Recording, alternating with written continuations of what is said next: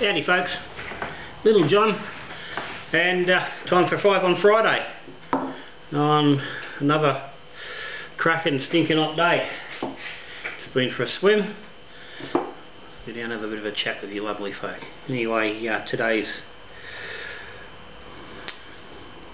whisperings are brought to us by Badger's Bluff Fresh Cut American Whiskey. Apparently, you can only get in the little hip flask around locally, so that's where we go within the world. Anyway, what I want to have a bit of a quick chat today is something that's got me thinking with what's going on in my own brewery, and that's planning out what beer you're going to make. Just working out in advance what you're going to be brewing. What brings this about for me personally is that I've got a keg from the Cooper's Real Ale experiment, which is just not drinkable. It's not right. I don't know exactly what the story is, but it's just, I'm not going to drink it. So that's a keg I'm going to have to dump, which means right now I've got an empty tap, and I've got no keg to put onto it, because I wasn't going to have an empty keg for at least another couple of weeks. So I was right. I had time to brew. I've got a stout in the fridge. I was going to brew over the weekend, been a long weekend, and I would have got back to stock levels. So I hadn't really planned it out, and it got me thinking, okay, well, I need to brew, and I really haven't worked out what it is that I need to be doing, and it's got me thinking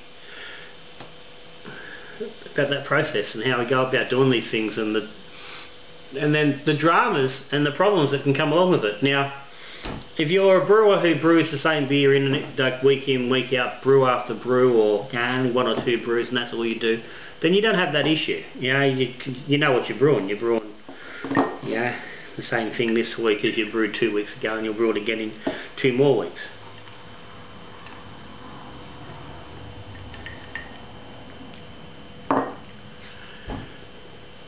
But if you're a brewer who's playing around with different styles and wanting different beers, and like myself, you've got a couple of taps, you've got 2, 3, 4, 6, 9, 10 taps going, and you want to have different sort of beers on each one. Just the guys that are bottling, and you got storage space, and you're happy to have 5 or 6 different brews, or even more. There's plenty of guys out there with way more than that. As I've commented before, I've quite often got somewhere in the vicinity of 14 to 18 different brews in the brew cave at any given time. So that whole thing, trying to work out what do you do, and how do you plan out those brews? How do you work out what it is that you're going to be making? How do you make those decisions?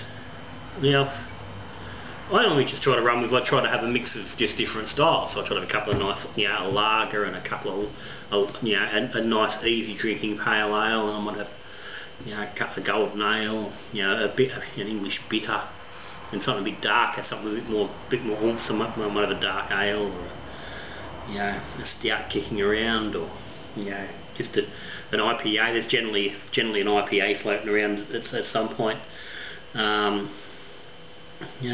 And then there's a lot of variations of these sort of things in between. And myself, there's a lot of experimental stuff going on.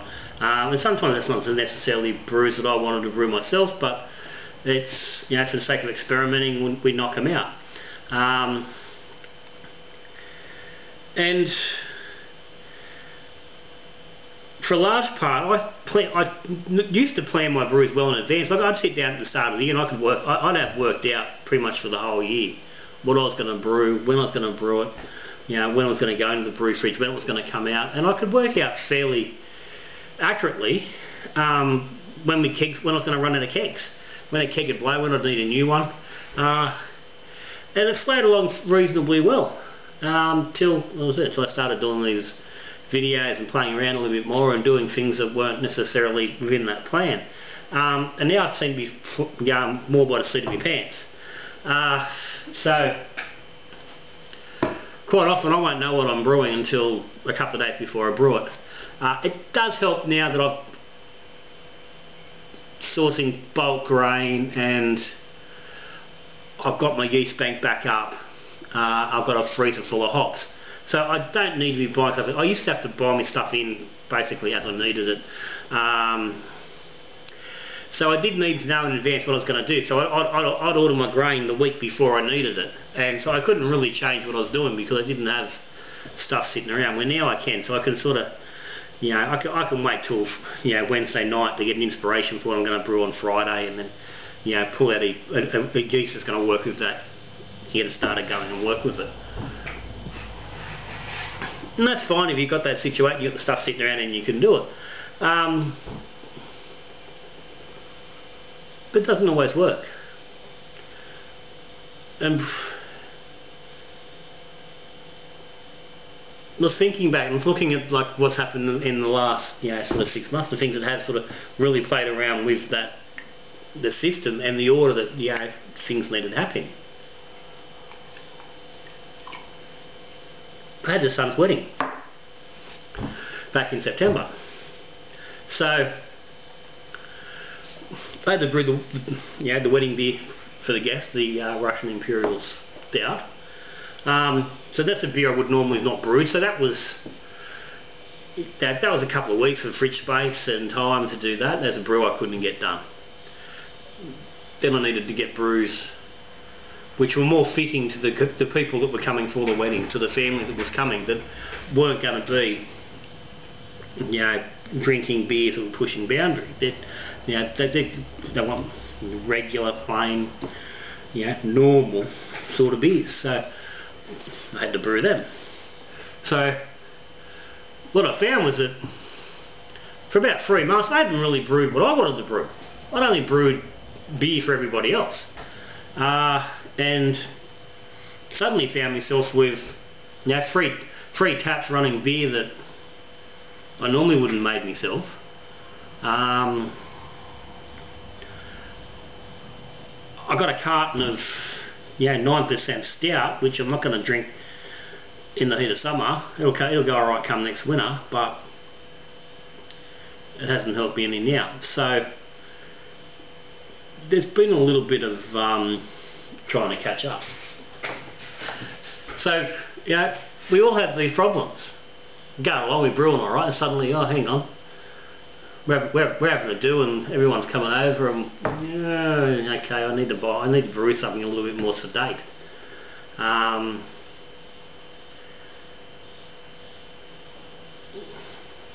it can really stuff you around depending on what you've got and what you don't. You know, if you're only brewing 1 or 2 of those batches that are going, you've suddenly got to knock out, you know, full batch of, you know, VP clone, or you know, something that's like a Great Northern, a simple, easy, you know, non-offensive lager type thing.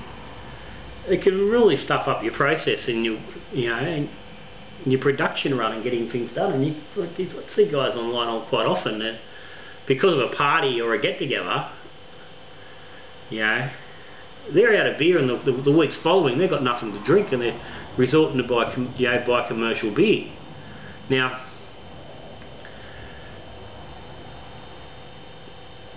most of us go out and buy beer at different times. I mean, I've always got probably somewhere in the range of a carton and a half of commercial beer, you know, in the fridge, of various kinds. But they're crafties, and they're stuff I've picked up, and, you know, the occasional beer from, you know, from the fridge pirates. But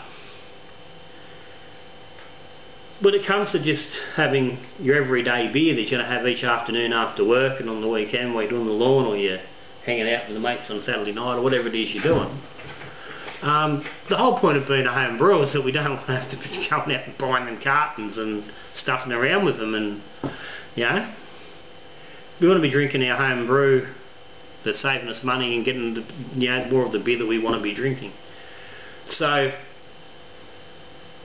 planning out those brews is, you know, can be quite important, and it's a lot more, and it can be more important than a lot of brewers really give credence to. We tend to just go, oh yeah, I'll just brew whatever, and not really thinking about, you know, where are we in 3 months' time from now? Because what you do now can flow on to then. It can be 3 months before it becomes, you know, that whatever you're doing now becomes an issue when suddenly you are out of beer, or you've suddenly got two cartons, 3 cartons of beer. You've got plenty of beer on hand, but it's not necessarily what beer you want to be drinking. So we need to plan around it, need to know what it is you're brewing ahead. I said, and that's different for everybody, and the amount you need is different to everybody, but it's something you've got to constantly be looking at. That's why you get some brewers, they get themselves equipped to be able to do double batches. So if they do know they're going to have that sort of time where they might have a little bit of, you know, difficulty with their stocks, they'll make sure they do a double batch and they get, you know, get 5 cartons done and stacked away, so they've got a little bit of reserves. You know, and I mean, I'm a yeah, big advocate for getting plenty of reserves, having plenty of beer on backup to cover things. I mean, look, sitting right here, right now, I can see 5 milk crates full of beer, just sitting, aged, they're conditioned, they're carbonated, they're ready to go. They're just waiting to get drunk. There's probably a good 2 cartons sitting in the conditioning cupboard. The fridge is half full. I do need to get some of these crates over here into the fridge. You know, and I've probably got the equivalent of 3 full, you know, at least 2.5 full kegs on tap, still going. You know, it's going to take something pretty savage for me to get to a point where I'm at risk of running out of beer. And it's pretty sad when I sit here and go, okay, I've got that much beer and I'm a bit concerned I haven't really got enough variety. That's absolutely bloody ridiculous. But this is part of that slide that this gets discussed all the time, and how crazy, you know, this home brewing caper can get. But anyway, if you're sitting at home, it's a long weekend, any weekend, doesn't matter when it is, you know, you're trying to work out what it is that you've got to brew. Don't just think of this brew. What am I brewing now? What's my next brew? What's the brew after that? Get an idea of where you're going, because that brew, what you're planning on doing down the track, may have some influence on what you're doing now, or vice versa. But it's good to know where you're going. Plans can change, and you can change what, you know, you may not end up doing those brews, but at least if you've got a sort of an idea of where you're going, you're going to keep your stocks and your variety at a level that's going to work for you. Okay. Anyway, that's me for today. If you've got any comments, yeah, like I said, everyone's got a different way of going about doing things and how they work it out. Put them down the bottom. Yeah, we'll have a chat about it. If you haven't hit the subscribe button, it's down there in the corner somewhere. Click on it. Join the list. Get a notification when a new video's up. As I said, I'll be doing a brew over the weekend. And as I said, I don't know what it's going to be at the moment. I've got to work that out tonight, tomorrow. I'll probably do it on probably Sunday. Sunday or Monday, doesn't matter either way. We've got no work, so. But that's me for today, Little John. So as always, till I see you again, we're drinking beer, we talking beer, or we brewing beer. Good brewing. Happy Australia Day.